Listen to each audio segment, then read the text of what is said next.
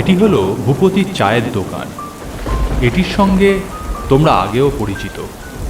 এখানে তোমরা এক ভয়ানক ভৌতিক গল্প শুনেছিলে। এখন শ্রাবণ মাস, ঘোর ঘন বর্ষায় সারাক্ষণ যেন অন্ধকার আচ্ছন্ন হয়ে আছে।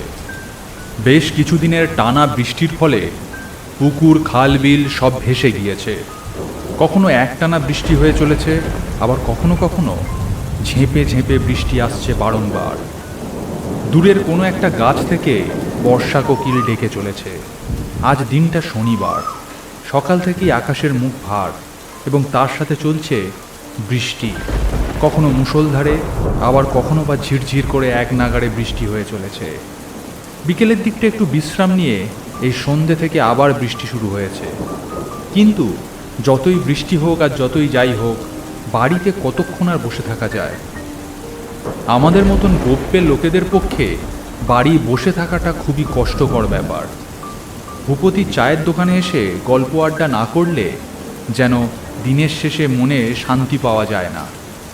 আজও সন্ধ্যার পর অনিল আর আমি গিয়ে হাজির হলাম ভূপতির চায়ের দোকানে। গিয়ে দেখলাম তুলসী কুঁড়ো আগে থেকেই সেখানে বসে আছে। আমরাও গিয়ে একটা বেঞ্চ দখল করে বসলাম। চারিদিকে সন্ধ্যের অন্ধকার ঘন হতে শুরু করেছে। তার মধ্যে ঝিরঝির করে একটানা বৃষ্টি হয়ে চলেছে। মাঝে মধ্যে নীলচে আলোর রেখা জেগে উঠছে আকাশের বুকে। খুব চাপা স্বরে মেঘ গর্জন করছে। খানিকক্ষণ বসে থেকে ভূপতিদার উদ্দেশ্যে বললাম, ভালোই বৃষ্টি লেগেছে, কি বলো ভূপতিদা? তার নতুন কি বলো বাবু, বর্ষাকালে তো বৃষ্টি হবেই, আর এটাই তো স্বাভাবিক। তা ঠিক, বর্ষাকালে বৃষ্টি হবে, গরমকালে গরম হবে, শীতকালে শীত। তবে এখন দিনকাল যে হারে পরিবর্তন হচ্ছে, তাতে গরমের সময় অতিরিক্ত গরম, বর্ষাতে অতিরিক্ত বর্ষা, শীতে অতিরিক্ত শীত। এর ফলে মানুষের শরীর, চাষবাস সমস্ত কিছুর ওপর তার প্রভাব পড়ছে। তা ভাই, প্রকৃতির আর দোষ কি বলো? মানুষ যেভাবে নিষ্ঠুর হয়ে যাচ্ছে, প্রকৃতিও নিজেকে ঠিক সেইভাবেই তৈরি করছে। তা ঠিক, যেভাবে চারিদিকে খুন, রাহাজানি, ধর্ষণ হচ্ছে, কিছুদিন পর পশুকে বোধহয় মানুষের থেকে উঁচু স্থানে বসানো হবে। এমন সময় তুলসী কুঁড়ো খুক খুক করে কেশে বললেন, সামান্য কটা টাকা, সামান্য কিছু লোভ, সামান্য কিছু প্রতিপত্তি অর্জন করার লোভে আজ মানুষ নিজের আত্মাকে তুলে দিয়েছে শয়তানের হাতে। তা ঠিক খুঁড়ো, তোমার সব কথাই সঠিক। তবে একটা কথা আমি মানতে পারলাম না। তা কোন কথাটা মানতে পারলি না শুনি? এসব আত্মা ফাত্তা বলে কিছু নেই। মানুষ যা করে নিজের সজ্ঞানেই করে। আত্মা আলাদা করে শরীরের মধ্যে আছে নাকি? একটাই শরীর, সেই শরীরের প্রধান হলো মস্তিষ্ক। সেখানেই যত নোংরা আর বদমাইশির খেলা। শরীর তো রক্ত মাংস দিয়ে গড়া, একটা জামা কাপড়ের খোলসের মতো। নিজস্ব বা আমার বলতে যা বোঝায় সেটাই আত্মা। না খুঁড়ো, আত্মা বলে কিছু নেই। মানুষের মাথাটাই হচ্ছে আসল বস্তু, আর বিজ্ঞানও আমাদেরকে তাই বলে। তোদের এখন জোয়ান বয়স, আত্মা, ভূত, ভবিষ্যৎ তোরা মানতে যাবি কেন? যদিও আত্মা আছে, এ কথা তুই মানলেও আছে, আবার না মানলেও আছে। তা দাদাবাবু, খুড়ো মশাই ঠিক কথাই বলছে। ভগবানকে কি আর অমান্য করা চলে? একদিন তো তার কাছেই যেতে হবে সবাইকে। কিন্তু ভূপতিদা, বিজ্ঞানকে কি পুরোপুরি বাদ দিয়ে চলা যায়? বিজ্ঞান যা বলে তা কি পুরোপুরি মিথ্যে? পৃথিবীর যা কিছু জানা গিয়েছে সবই তো বিজ্ঞানকে ভরসা করে। বিজ্ঞান কতটুকু জানে তোদের এই বিজ্ঞান?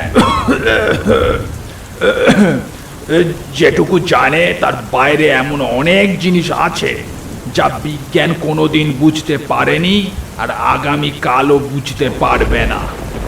তোদের মতন ছোকরা এ যুগে আছে, আর আমাদের যুগেও ছিল। এমনই এক ছোকরার ভয়ঙ্কর গল্প আজ তোদের বলি শোন। তখন আমরা ছেলে ছোকরা বলতে যা বোঝায় তাই। আগে বাংলাদেশে কিছুটা এরকম প্রচলন ছিল যে ছেলে বড় হলে সে পড়াশোনা করলে করুক, না করলে চাষবাস করুক, ক্ষেত খামার দেখাশোনা করুক।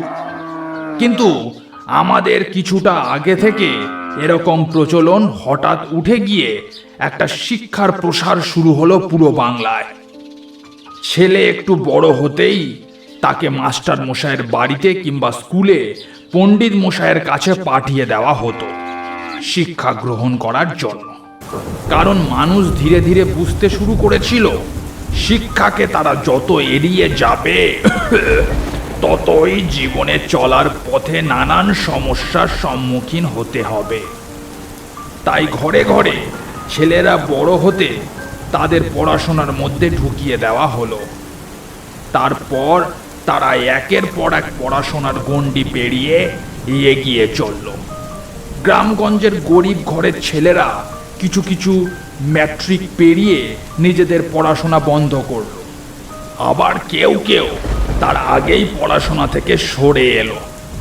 আবার কেউ সমস্ত কিছু পেরিয়ে কলেজের গণ্ডিতেও পা দিল। আমি ছিলাম এরকম একজন, যে কিনা অনেক কষ্ট করে পড়াশোনা শিখে কোনো মতে কলেজের গণ্ডি গিয়ে পৌঁছেছিলাম।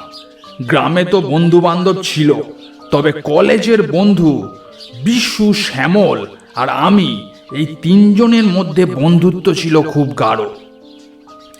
মাঝে মধ্যে আমাদের আড্ডা বসত শ্যামলের বাড়িতে। তার বাড়ি ছিল আড্ডার জন্য উপযুক্ত।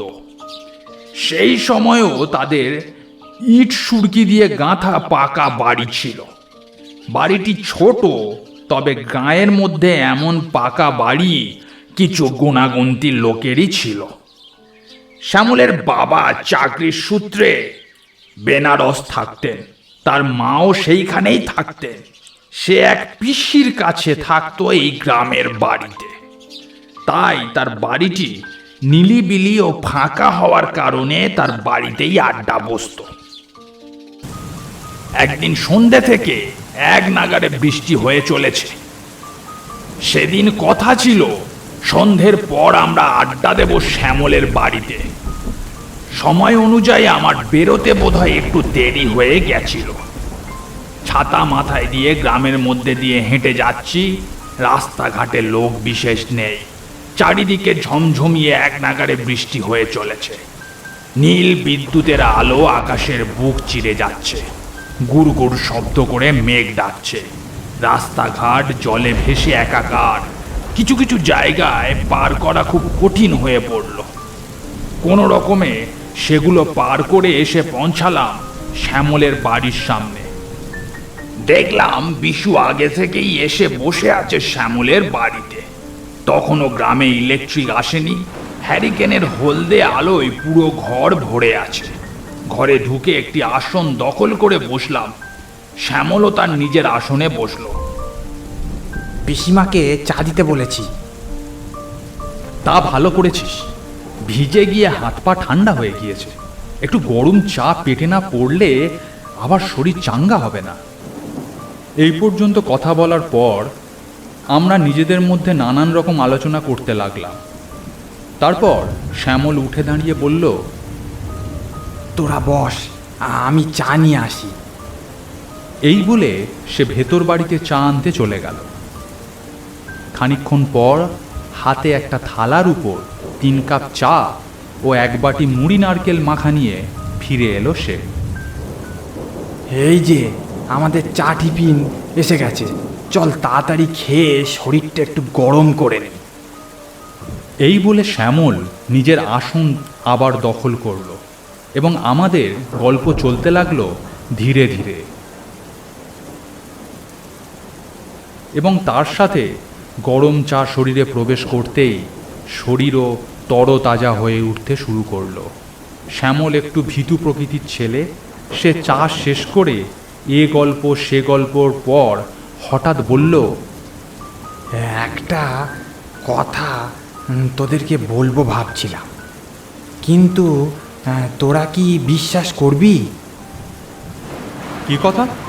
চটপট বলে ফেলতো, আর বিশ্বাস করা না করাটা আমাদের উপর ছেড়ে দে। ঠিক আছে, শোন তাহলে। কাল রাত্রে খাওয়া দাওয়া করে বিছানায় শুতেই আমার দু চোখে ঘুম নেমে আসে। অনেকক্ষণ ঘুমিয়ে পড়েছি। হঠাৎ একটা বজ্রপাতের শব্দে আমার ঘুম ভেঙে বিছানায় ধড়মড় করে উঠে বসলাম। তারপর আন্দাজ করলাম রাত তখন গভীর। জানালার বাইরে এক নাগাড়ে বৃষ্টির শব্দ ভেসে আসছে। আমাদের বাড়ির পেছনের কাঁঠাল গাছটা নাকি একদম ভালো নয়। পিসি নাকি সেখানে বহুবার কোনো এক অশরীরীর অস্তিত্বের প্রমাণ পেয়েছে। তাই সন্ধ্যের পর থেকে আমরা ওই কাঁঠাল গাছের কাছে বড় একটা কেউ যাই না। আমার ঘরটা বাড়ির পেছন দিকে। ঘরের জানালা খুললেই কাঁঠাল গাছটা 9-10 হাতের মধ্যে দেখা যায়। তাই আমি রাত্রেবেলা জানলা বন্ধ করে রাখি। মাঝে মধ্যে গভীর রাতে জানলায় টোকা পড়ে। কাল আমি যখন বিছানায় উঠে বসলাম বাজের শব্দে, তার কিছুক্ষণ পর হঠাৎ শুনলাম জানলায় টোকা পড়ল এবং তার সাথে ভেসে এলো একটা পৈশাচিক হাসি।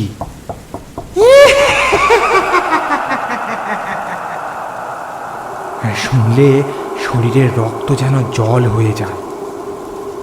তারপর আমি আবার চাদর মুড়ি দিয়ে শুয়ে পড়লাম ভয়ে ভয়ে। তারপর রাতে আর কিছু হয়নি। এই ঘটনায় তোদের বলবো বলে ভাবছিলাম। তা হতে পারে, এমন ঘটনা তো কত শোনা যায়। এই ধর না, আমাদের বাড়ির পেছনের বাঁশবাগানটা, সেটাও নাকি ভালো নয়। সেখানেও বহু লোক বহু অলৌকিক জিনিস প্রত্যক্ষ করেছে। এখানে আমাদের 3 বন্ধুর মধ্যে বিশুর ব্যাপারে একটু বলে রাখি। সে পড়াশোনায় খুব ভালো, অঙ্কে ভালো নম্বর পায়, বিজ্ঞান তার প্রিয় সাবজেক্ট, এবং একটু লজিক্যাল কথাবার্তা সে বেশি পছন্দ করে। দুর্বোকা, রাত্রেবেলা কি শুনতে কি শুনেছিস? আর প্রতি রাতে জানলায় যে টোকা পড়ে এই সেটা হয়তো হাওয়া, কিংবা হয়তো কোনো টিকটিকি লাফিয়ে এদিক থেকে ওদিক যায়, তাই এমন শব্দ হয়। ভূত বললেই হলো। ভূত আছে নাকি যে তোর জানলায় এসে টোকা মেরে যাবে? না ভাই, যাই বলো, পৃথিবীতে তো এমন অনেক ঘটনা ঘটে যা স্বাভাবিক বুদ্ধি বিবেচনা দ্বারা বিচার করা যায় না, বা বিজ্ঞানও তাদের সঠিক ব্যাখ্যা দিতে পারে না। এটা বিজ্ঞানের অক্ষমতা নয়, এটা মানুষের অক্ষমতা। ভয়ে কেউ বা অতিরিক্ত আবেগপ্রবণ হয়ে নানা রকম জিনিস কল্পনা করে এবং নানা রকম জিনিস দেখে। সেগুলোকেই ভূতের গাঁজাখুরি গল্প তৈরি করে সবাইকে শোনায়। আরে সত্যি এমন অনেক জিনিস হয়, তুই বিশ্বাস না করলে কি হলো। কাল রাত্রে আমি স্পষ্ট শুনেছি আর ভূত আছে। ভূত আছে? তা তুই জানলি কেমন করে? কাল রাত্রে ঘুমের ঘোরে কি শুনতে কি শুনেছিস আর বলে দিলেই হলো ভূত আছে, প্রমাণ করতে পারবি? দেখ, ভূত মানে তো আত্মা, সে তো আমাদের মতো জ্যান্ত মানুষদেরও আছে, নেই কি? জ্যান্ত মানুষের আত্মা আছে? জ্যান্ত মানুষের শুধুই রক্ত মাংসের একটা শরীর আছে, আর কিছুই নেই।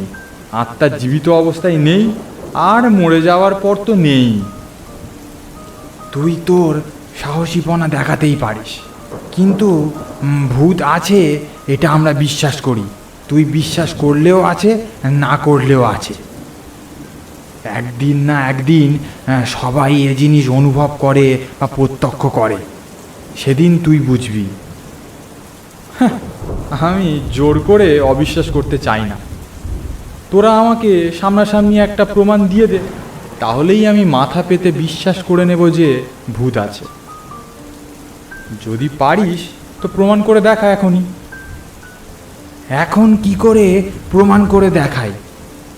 আমি তো আর ভূত বিশেষজ্ঞ নই। আমার কাছে কিন্তু একটা জব্বর প্ল্যান আছে। দুজনেই আগ্রহের সাথে বলে উঠল। কি রে? কি রে? কাল রাত্রে আমি একটা বই পড়ছিলাম। বইটা ভূত নামানোর নানান রকম নিয়ম নীতি সম্পর্কে। সেখানে সবথেকে সোজা যে উপায়টা রয়েছে সেটা হলো প্ল্যানচেট।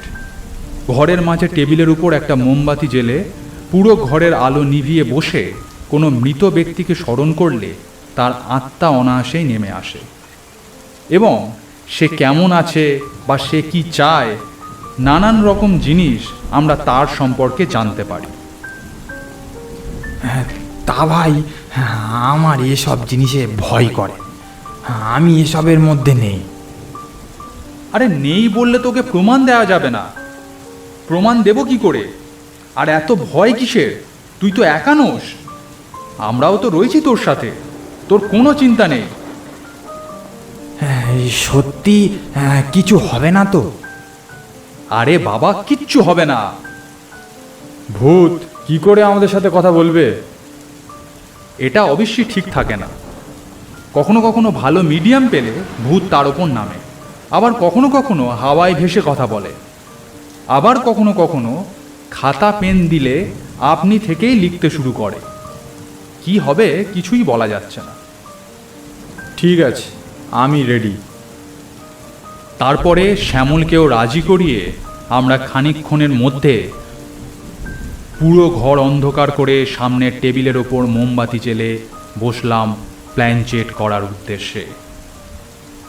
তো কার আত্মা নামানো হবে?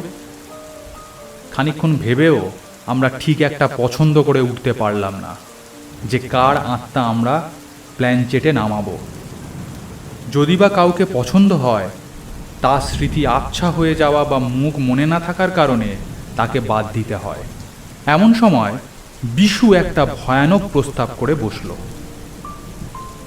বলছিলাম যে কাউকেই যখন সেইভাবে পাওয়া যাচ্ছে না, তোরা খানিকক্ষণ আগে বলছিলিস না মৃত ব্যক্তিরও যেমন আত্মা আছে, জীবিত ব্যক্তিরও আত্মা আছে, তো আমার আত্মাকেই নামা না। আমাকে তো তোরা দুজনেই চিনিস, আমার মুখও তোদের সবার মনে আছে। যদি প্ল্যানচেটে মৃত ব্যক্তির আত্মা আসে, তবে জীবিত ব্যক্তির আত্মাও আসতে কোনো বাধা নেই। কি বলছিস কি? প্ল্যানচেটে শুধুমাত্র মৃত ব্যক্তির আত্মা নামানো হয়, জীবিত ব্যক্তির আত্মা নামানো হয় নাকি? ও তো ঠিক কথাই বলছে। তো তোর কি মাথা খারাপ হয়ে গেছে? তোকে নিয়ে টানাটানি করে শেষে যদি কিছু হয়? আমার কিচ্ছু হবে না। আর তোরা মিছে মিছে আমাকে ভয় দেখানোর চেষ্টা করিস না, এতে কোনো লাভ নেই। আর এই আত্মা নামানো নিয়ে কথা, জীবিত হোক বা মৃত। শোন ভাই, তোকে ভয় দেখিয়ে আমাদের কোনো লাভ নেই। আমরা তোর কথা ভেবেই বলছিলাম। আর জীবিত মানুষের আত্মা নামানো কখনো কোথাও হয়েছে কিনা আমি জানি না। হয়তো পারবি না, বা হয়তো ভূত বলেই আদতে কিছু নেই, সেটা তোরা ভালো করেই জানিস। তাই ভয়ে কিছু করতে চাইছিস না। তা যখন তোরা মেনেই নিয়েছিস ভূত নেই, তাহলে আর কিছু করার দরকার নেই। ঠিক আছে, তুই যখন চাস তোর আত্মা নামানো হোক, তাহলে তোর আত্মা আজ আমরা নামাবো। বলছি কিছু হবে না তো? ভাই, কি দরকার? এই তুই চুপ কর তো। এতক্ষণ ধরে আমাদের অপমান করছে, সেটা তোর গায়ে লাগছে না বুঝি? চুপচাপ যা বলছি তাই করে যা। সবাই একে অপরের হাতের আঙুল স্পর্শ করে বস। তারপর চোখ বন্ধ করে বিশুর মুখ ও তার সম্পর্কে এক মনে চিন্তা কর। সবাই প্রস্তুত তো? হ্যাঁ, প্রস্তুত। হ্যাঁ হ্যাঁ, আমি তৈরি আছি। এরপরেই শুরু হলো আমাদের প্ল্যানচেট। সবাই চোখ বন্ধ করে আমরা একে অপরের সাথে আঙুল স্পর্শ করে বসলাম। বাইরে থেকে ভেসে আসছে একটানা বৃষ্টির শব্দ, আর কোথাও কোনো সাড়া নেই। মোমবাতিটা একটানা জ্বলতে জ্বলতে মাঝের মধ্যে তীর তীর করে কাঁপছে। ঘরের দেওয়ালে বড় বড় ছায়া পড়েছে, প্রত্যেকের ছায়াগুলো মাঝে মধ্যে কেঁপে উঠছে। বেশ অনেকক্ষণ কেটে গেল। সবাই এক মনে চুপ করে বসে রইল, কারোর কোনো সাড়া নেই। 15-20 মিনিটের মধ্যে আত্মা নেমে যাওয়ার কথা, কিন্তু কিন্তু এখনো তো কোনো আত্মার দেখা নেই। তাহলে কি জ্যান্ত মানুষের আত্মা নামে না? দেখতে দেখতে আধ ঘন্টা হতে চলল, এখনো আত্মার আসার কোনো অনুভূতি আমি পাইনি। আরও কিছুক্ষণ এইভাবে বসে থাকার পর যখন বুঝলাম হয়তো জ্যান্ত মানুষের আত্মা প্ল্যানচেটে নামানো যায় না, তখন চোখ খুলে শ্যামলের দিকে তাকালাম। তার চোখ বন্ধ। সবাই চোখ খুলে ফেল, হয়তো আমি ভুলই ছিলাম। শুধুমাত্র মৃত মানুষের আত্মাই প্ল্যানচেটে নামানো যায়, জীবিত মানুষের নয়। বাঁচা গেল। কোনো আত্মা নামিয়ে কাজ নেই বাবা, ও নামানে মানুক। এই বলে আমরা দুজনেই তাকালাম বিশুর দিকে। তার দুই চোখ আগের মতোই বন্ধ। ইতিমধ্যে ঘরে যেন একটা হাওয়া পাক খেতে শুরু করেছে, অথচ ঘরের সব জানলা দরজা আঁটা। তাহলে এমন হাওয়া ঘরের মধ্যে আসছে কোত্থেকে? বিশু, বিশু! কোনো উত্তর নেই। বিশু, এই বিশু, চোখ খোল, আজ আর প্ল্যানচেট হবে না। তাও কোনো জবাব নেই। ওহো, আমরা ভীতু বলে হ্যাঁ আমাদের সাথে মস্করা করছিস বুঝি? এই বলে শ্যামল তার গায়ে হাত দিল। তখনই তার দেহটা পেছনের চেয়ারের ওপর হেলে পড়ল। তার গাল হাঁ হয়ে গেল, চোখ তেমনই বন্ধ। এ দৃশ্য দেখে ভয়ে আমরা দুজনই উঠে দাঁড়ালাম। ঘরের মধ্যে এতক্ষণ যে হাওয়াটা পাক খাচ্ছিল সেটা ক্রমে জোরালো হয়ে উঠল। সেই হাওয়ার মধ্যে থেকে ভেসে এলো একটা ভয়ঙ্কর হাড় হিম করা কণ্ঠস্বর। তোরা ঠিক বলেছিলিস, আত্মা আছে। আমি এতদিন বিশ্বাস করিনি, আজ তোরা প্রমাণ করে দিলি আত্মা আছে। আর এও প্রমাণ হয়ে গেল জীবিত মানুষের আত্মাও প্ল্যানচেটে নামে, কিন্তু সেই আত্মা আর তার শরীরে কখনো ফিরে যেতে পারে না।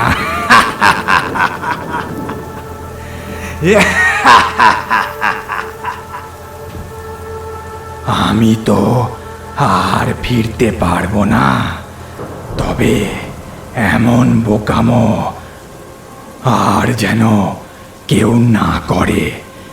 দেখিস, তাকে বলিস আত্মা আছে, ভূত আছে। আজ আমার চোখের সামনে অজানা এক জগৎ খুলে গেল। এখন এখন আমি আসি এখন।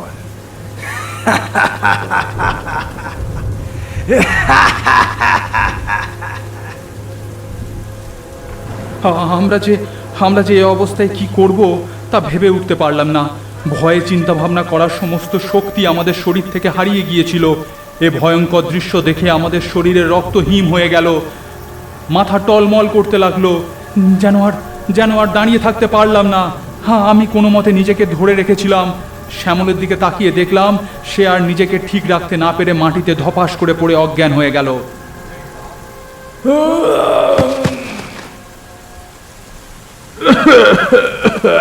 তারপর সে কি হাঙ্গামা! লোককে বোঝাতেই পারি না কি হয়েছে। প্রথমটা বিশুর বাপ মা ভেবেছিল আমরা তার ছেলেকে খুন করেছি। পুলিশ এলো, লাশ ময়না তদন্তেও পাঠানো হলো। রিপোর্টে জানা গেল হার্ট ফেল করে মারা গিয়েছে। বিশু হার্ট ফেল করে মারা গিয়েছে। এবং পুলিশ সাপ জানিয়ে দিল বিশুর মৃত্যুর সাথে আমাদের দুজনের কোনো যোগাযোগ নেই। গাঁয়ের সবাই অবাক হয়ে ভাবতে লাগলো অমন তরতাজা একটা জোয়ান ছেলে কি করে হার্ট ফেল করলো। কিন্তু আমরা তো সত্যিটা জানি সেই দিন কি হয়েছিল। তাই তোকে বলছি, এসব জিনিস নিয়ে তর্ক করে কিছু করতে যাস না বাবা। সেদিনকার মতো গল্প এখানেই শেষ হয়েছিল। তবে ভয় বা বিশ্বাস দুটোর একটাকেও আমি প্রশ্রয় দিইনি। তবে বয়োজ্যেষ্ঠ তুলসী খুঁড়োর বলা কথাগুলো আমি একেবারে ফেলে দিতে পারিনি। এরপর থেকে আত্মা থাকুক কিংবা নাই থাকুক, তার অস্তিত্ব নিয়ে কোনো কৌতূহল আমার মনে জন্মায়নি। গল্পটি ভালো লাগলে একটি লাইক করুন। এরকম আরও গল্প দেখতে চাইলে চ্যানেলটি সাবস্ক্রাইব করে পাশের বেল বাটনটি প্রেস করে দিন, কারণ ভবিষ্যতে এখানে আরও এরকম গল্প আসতে চলেছে।